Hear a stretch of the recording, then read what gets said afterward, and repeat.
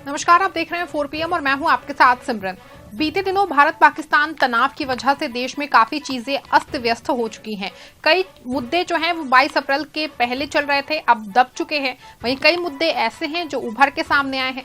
ये मुद्दे ऐसे हैं जिससे सत्ताधारी दल भाजपा फंसती हुई नजर आ रही है। दरअसल भारत और पाकिस्तान के बीच चले संघर्ष या कहें कि अघोषित युद्ध पे भले ही सीज फायर का ऐलान कर दिया गया हो, चीजें पहले जैसे सामान्य हो रही हो, लेकिन ये सीज फायर की घोषणा अमेरिकी राष्ट्रपति डोनाल्ड ट्रंप द्वारा किए जाने पे विपक्ष सत्ताधारी दल भाजपा पे हमलावर है। दरअसल कायदे से तो भारत पाक के बीच हुए सीज फायर का ऐलान किसी भारतीय को करना चाहिए था, लेकिन ऐसा नहीं हुआ। अब ये मामला तूल पकड़ता जा रहा है। इसको लेके विपक्षी खेमा लगातार भाजपा को घेर रहा है। ना सिर्फ कांग्रेस पार्टी बल्कि अन्य राजनीतिक दलों के नेता भी इसी को लेके पीएम मोदी और गृह मंत्री अमित शाह पे निशाना साध रहे हैं। वहीं आपको बता दें कि इसको लेके अपने बयानों से चर्चा में रहने वाले शिवसेना यूबीटी नेता संजय राउत ने भाजपा पे जोरदार हमला बोला है। संजय राउत ने कहा है कि डीजीएमओ से बातचीत होने दीजिए। इस तरह की बातचीत चीन से भी होती है, बॉर्डर देश के साथ इस तरह की बातचीत होती है। उन्होंने कहा कि अमेरिका के राष्ट्रपति डोनाल्ड ट्रंप को अधिकार किसने दिया है कि वो कश्मीर मामले में हस्तक्षेप करें। इतना ही नहीं, राउत ने आगे ये भी कहा कि बीजेपी नकली चाणक्य है। ट्रंप को सरपंच और चौधरी किसने बनाया? हमारी पॉलिटिकल लीडरशिप कमजोर है लेकिन सेना मजबूत है। बिहार और पश्चिम बंगाल चुनाव से पहले प्रधानमंत्री नरेंद्र मोदी देश को संबोधित करेंगे। हमारी फौज को किसने रोका? अब ये मौका दोबारा नहीं मिलेगा। इस मामले को लेकर शिवसेना यूबीटी के मुखपत्र सामना के संपादकीय में भी जम के जिक्र किया गया है। डोनाल्ड ट्रंप के बयान को लेकर केंद्र में बैठी मोदी सरकार पे जम के निशाना साधा गया। सामना में लिखा गया है कि भारत एक संप्रभु और स्वतंत्र राष्ट्र है। किसी भी बाहरी देश को हमारे देश के मसलों में बोलने का कोई अधिकार है ही नहीं।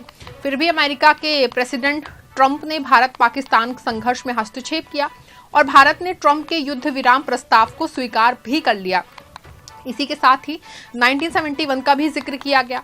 राउत ने याद दिलाया कि 1971 के भारत पाक युद्ध के बाद दोनों देशों के बीच हुए शिमला समझौते के अनुसार तीसरे देशों को दोनों देशों के बीच संघर्ष में हस्तक्षेप करने की अनुमति नहीं थी, लेकिन अब भारत के प्रधानमंत्री ने ही शिमला समझौते का उल्लंघन किया है।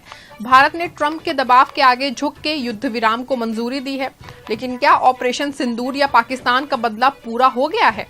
देश को इसका जवाब नहीं मिला है। सामना में दावा किया गया है कि जब डोनाल्ड ट्रंप ने भारत पाक के बीच युद्ध विराम का ऐलान किया तब भारतवासियों और सेना तक को इसकी जानकारी नहीं थी। राष्ट्रपति डोनाल्ड ट्रंप को सरपंच का एक अधिकार किसने दिया है? गौरतलब है कि ये मामला तूल पकड़ता जा रहा है। एक तरफ जहां विपक्ष के कुछ नेता भाजपा से सवाल कर रहे हैं, दूसरी ओर विपक्षी दलों के नेता विशेष सत्र की मांग कर रहे हैं। दरअसल इसको लेके खुद कांग्रेस अध्यक्ष मल्लिकार्जुन खड़गे और नेता प्रतिपक्ष राहुल गांधी ने पीएम मोदी को चिट्ठी लिखी है।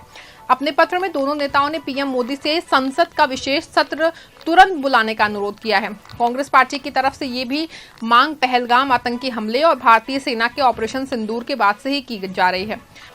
वहीं एक दिन पहले भारत और पाकिस्तान के बीच हुए संघर्ष विराम के बाद से कांग्रेस पार्टी ने अपनी मांग फिर से दोहराई है। इसके साथ ही राहुल गांधी ने अपने पत्र में लिखा, मैं संसद का विशेष सत्र तत्काल बुलाने के विपक्ष के सर्वसम्मत अनुरोध को दोहराता हूं। लोगों और उनके प्रतिनिधियों के लिए पहलगाम आतंकी हमले, ऑपरेशन सिंदूर और युद्ध विराम पे चर्चा करना बहुत जरूरी है, जिसकी घोषणा सबसे पहले अमेरिकी राष्ट्रपति ट्रंप ने की थी। ये आने वाली चुनौतियों का सामना करने के लिए हमारे सामूहिक संकल्प को प्रदर्शित करने का भी अवसर होगा। मुझे विश्वास है कि आप इस पर गंभीरता पूर्वक एवं शीघ्रता से विचार करेंगे।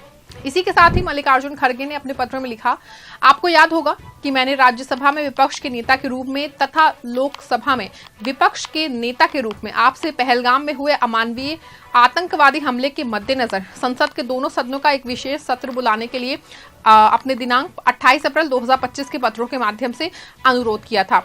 नवीनतम घटनाक्रमों के मद्देनजर लोकसभा में विपक्ष के नेता ने आपको एक बार फिर पत्र लिख के बताया है कि पहलगाम आतंकवाद, ऑपरेशन सिंदूर तथा पहले वॉशिंगटन डीसी और बाद में भारत और पाकिस्तान की सरकारों की तरफ से की गई युद्ध विराम की घोषणाओं पर चर्चा करने के लिए संसद का एक विशेष सत्र बुलाने के लिए सभी विपक्षी दलों का सर्वसम्मति से अनुरोध है। राज्यसभा में विपक्ष के नेता के रूप में मैं इस अनुरोध के समर्थन में लिख रहा हूं।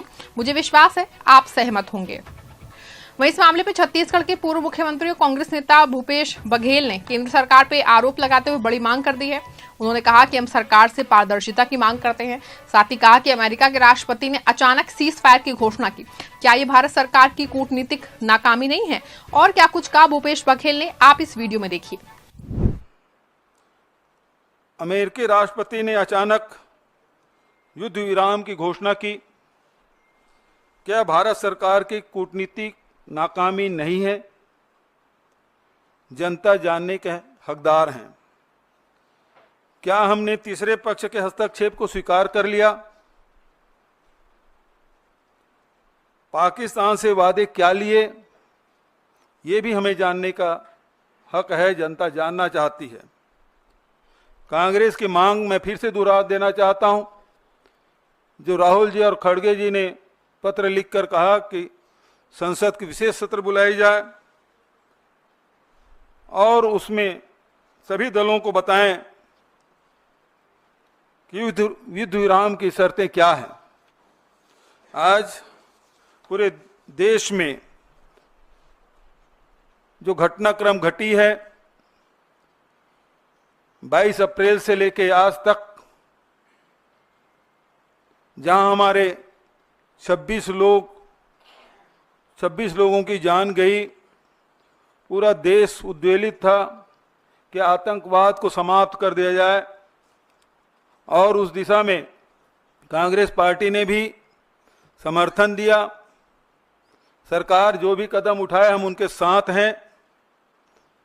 सरकार ने कदम भी उठाए, सेना से एक खुली छूट उन्होंने दी और हमारे सेना ने आतंकी ठिकानों को नेस्त नाबूद किया।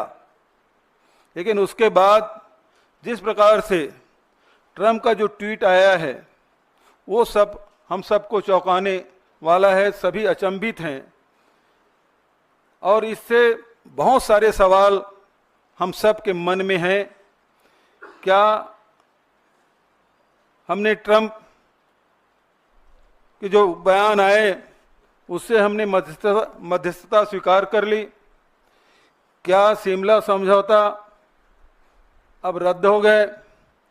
हम लड़ाई आतंकवाद के खिलाफ लड़ रहे थे, यहाँ कश्मीर इस मामले में बीच में आ गया। ये बहुत सारे सवाल हैं और इसलिए कांग्रेस पार्टी ये मांग करती सरकार से कि ऑल पार्टी मीटिंग बुलाए और संसद के विशेष सत्र बुलाए जाए।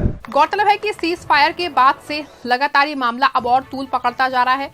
विपक्ष विशेष सत्र की मांग पे अड़ा हुआ है, तो ऐसे में देखना ये होगा कि विपक्षी दलों की मांग को मद्देनजर रखते हुए केंद्र सरकार विशेष सत्र बुलाती है या फिर नहीं। फिलहाल की खबर बस इतना ही। आप देखते रहें 4 PM। धन्यवाद।